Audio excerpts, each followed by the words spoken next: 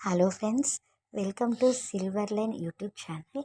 இன்றைக்கி நம்ம வீட்டில் என்ன மெனுன்னு பார்த்தீங்கன்னாக்கா, இது காராமணி இருக்கு இல்லையா, அது நல்ல பச்சை காராமணி.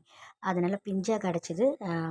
அங்கே நாங்கள் ரெடில்ஸ் போயிருந்தோம். அங்கே இருக்கிற மார்க்கெட்டில் சென்னை ரெடில்ஸ் கிட்ட வாங்கினோம். பாருங்கள், இது அழகாக குட்டி குட்டியாக கட் பண்ணிவிட்டு இதுக்கு வந்து ஒரு கடுகு உளுத்தம்பருப்பு போட்டு 2 சீரகம் போட்டு தாளிச்சிட்டு வெங்காயம் நல்லா வதங்கின பிறகு இந்த காயை நல்லா அலசி நம்ம இதில் போட்டணும். அதுக்கப்புறம் கொஞ்சம் கடலைப்பருப்பு ஊற வச்சு அதில் கொஞ்சம் மஞ்சள் தூள் உப்பு போட்டு சும்மா ஒன்றும் பாதியமாக வேக வச்சுட்டு இந்த காய் வெந்த பிறகு அதில் நம்ம இறக்கும்போது ஆட் பண்ணி பூண்டு நசுக்கி போடணும். நல்லா வாசனையாக இருக்கும். இது டேஸ்ட் வைஸ் அண்டு ஹெல்த்தியாக இருக்கும் நம்மளுக்கு. ஸோ இது ஒன்று பண்ணியிருக்கேன். அதுக்கப்புறம் பார்த்தீங்கன்னாக்கா ரைஸும் பண்ணேன். அது டெய்லி நம்ம ரைஸ் போகிறதுனால நாங்கள் அந்த வீடியோ எடுக்கலை. அண்டு இந்த வெண்டைக்காய் காரக்குழம்பு.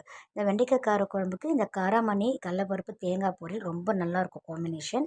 இதுக்கும் பாருங்கள், வெங்காயம் போட்டிருக்கேன், சின்ன வெங்காயம், நிறைய தக்காளி போட்டிருக்கேன். ஏன்னா ரொம்ப காரம் இருக்கக்கூடாது டியூ டு சம்மர், அதனால். அதுக்கப்புறமா பூண்டு நிறைய போட்டிருக்கேன். இதெல்லாம் நல்லா வதங்கிட்டு வெண்டைக்காவை நல்லா வதக்கிட்டு அதுக்கப்புறம் மிளகு, தனியாத்தூள், மஞ்சள் தூள், உப்பு போட்டு அந்த வெண்டைக்காயெலாம் எப்பவுமே ஈஸியாக வெந்துடக்கூடிய ஒரு காய் தானே. ஸோ கொஞ்சமாக தண்ணி ஊற்றி அது வெந்த பிறகு நம்ம அதில் புளி தண்ணி ஊற்றி ஆஃப் பண்ணிடும்.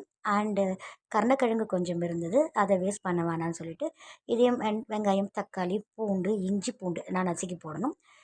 கொஞ்சம் மிளகா, தனியாத்தூள், மஞ்சள் தூள், உப்பு போட்டுட்டு கொத்தமல்லி போட்டு அதை இறக்கிட்டேன். அதுக்கப்புறம் பச்சை வேர்க்கடலை வாங்கின்னு வந்தோம் அன்றைக்கி மார்க்கெட்டில், இதான் ரெடியூஸில்.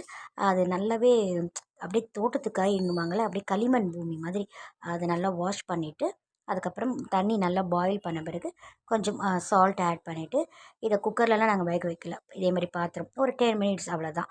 நல்லா வெந்த பிறகு இதை உரித்து பார்த்தோம்னா நல்லா அப்படியே சொலியாக இருக்குதுவாங்களா, பாருங்கள் எவ்வளோ அழகாக இருக்குது. இதுதான் இன்றைக்கி நம்ம பண்ணோம். தேங்க்ஸ் ஃபார் வாட்சிங்.